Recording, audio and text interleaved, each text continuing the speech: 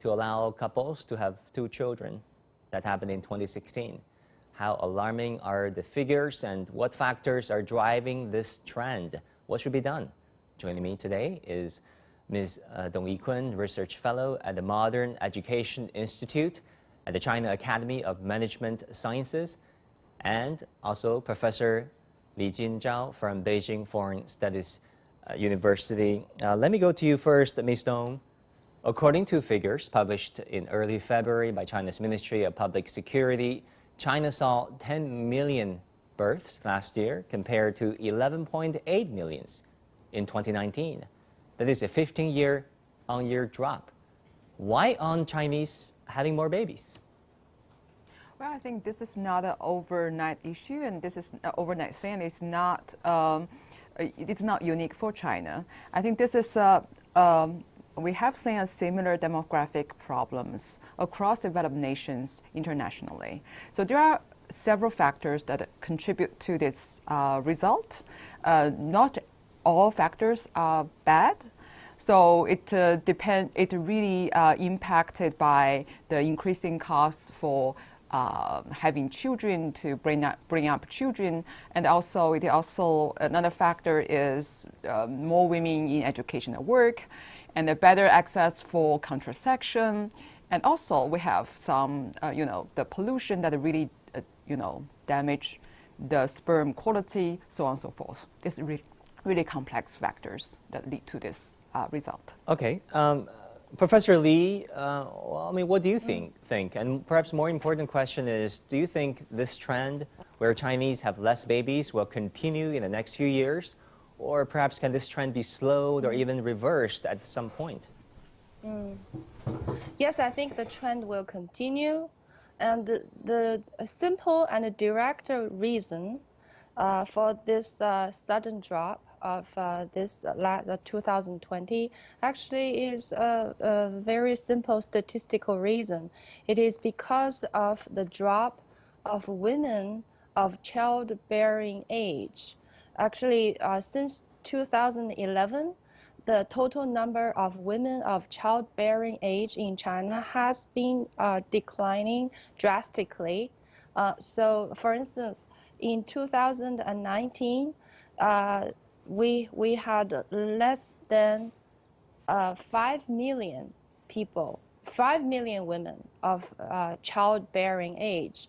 And among these 5 billion, we actually see that the prime childbearing age, which is from 25 to 29, actually dropped even more. So you can imagine. So that's a result of China's one-child policy enacted in late 70s, right? It is not direct result of one-child policy. It is actually the direct result of China's long tradition of preference for boys over girls. And then, so for a long, actually estimated number of so-called the left behind men in 2015 were 20 million. So, wow, you didn't want girls, and now we have less women who can bear and can raise children. Yeah, so whose fault is grave that? Concern. I consider myself lucky in that regard as a father of a newborn baby. So let me go to you, Ms. Dong. Some say that the lockdowns and the home quarantine because of the pandemic last year would have boosted China's birth rate because couples, presumably should have more time, spare time at home. However, the economic pressure and uncertainties obviously kicked in, according to the head of Beijing-based China Population and Development Research Center. Chinese couples are not having more babies. What do you think about that? Well, it's a good wishes to assume that we will see increase of fertility. But actually, I would see that, first of all, it is, as I said just now, that the decline of fertility is not an overnight thing. It is we have warning of the decline for years, and we also it saw policy moves to to help increase the fertility for several years. But the result is that we still see a further drop of birth rates. So that's the first point I want to make. The second point is that it's misleading to say, to understand the decline of the fertility rate in 2020 simply and say that this is the result of the pandemic. Yes, pandemic has a huge impact on the fertility, but we would say that we will see this this loss in the mid term, not the near term, and I would say that according to the research on the 1918 Spanish flu and also the Great Depression in the United States, that the uncertainty and anxiety of the recession, economic recession, will definitely will have a negative impact on people's expectation of having baby and having families. Professor Lee, let me go back to you. I want to talk about the relationship and the love and this important issue, because China's marriage rate has decreased for 6 years in a row. That is, a 30% drop last year from 2013. And the divorce rate is going up. That is a 20% increase year on year. How much impact do these figures have on Chinese having less babies? First of all, I want to say that although China is witnessing an increase in divorce and a decrease in marriage registration, overall, compared to many other countries, China's rate of divorce is still really, really low. Of course, we're witnessing a change of social values. Before, we had the default marriage system, and we had this value of universal marriage. But now, because of economic development, because of cultural diversity, people are seeing that marriage actually should not be a default thing in everyone's life.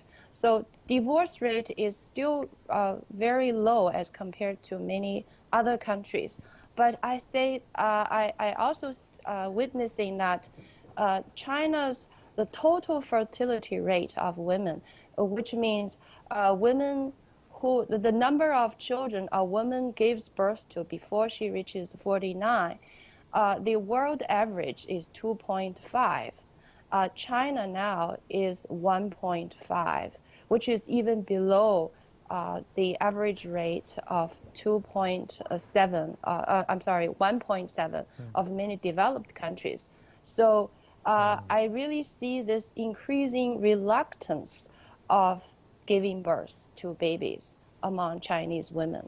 That should be our concern, and that should what we pay attention to, should be what we pay attention to. And the government should really, central government and local government at all different levels should really initiate and implement policies to protect the women's welfare in job market, and also to provide more society-wide child care facilities. Well, as the old saying is, it takes a village to raise a child. So raising a child should not be the responsibility of the mother or the nuclear family or the grandparents. Should be the entire village and entire society's responsibility. Yes, it does take a village to raise a child. Professor Lee, let me stay with you on the issue of women. I mean, there's only so much the government can do, right? Women at a certain age, when they have a good job, a good paying job, and a good socioeconomic status, and liberalized to a certain extent, they may think twice before entering this default marriage and feeling obliged to have babies, so on and so forth. To what extent do you think Chinese girls are discouraged to have babies because of these social and economic and employment-based concerns?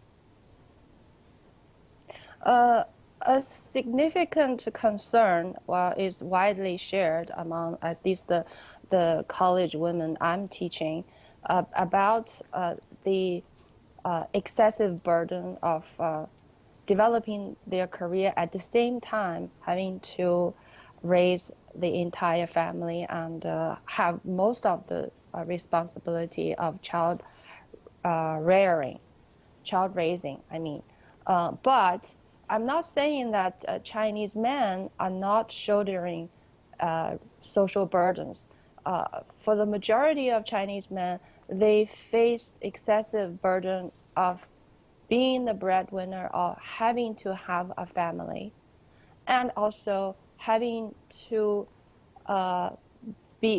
pay an exorbitant amount of money in order to start a family. For instance, right now the real estate price is really high. It's almost impossible for a regular white-collar employee in a major city in China to have enough saving to buy his own apartment after working for 30 years. So that is an excessive burden. And also the young couple has to look after at least 3 seniors of the family. The parents from the boys' side and the parents from Lots the of girls' pressure side. on the side of So the one child. a lot of pressure, indeed. a lot of pressure on the husband, and also a lot of pressure on the wife.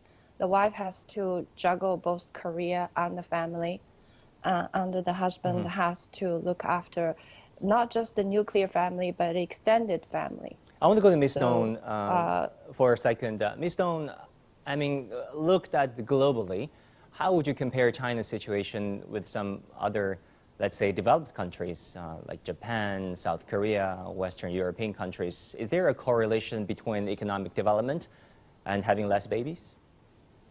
Yeah, I would say that in the past 2 decades, that it's said that the decline of fertility is the Achilles heel for Asia.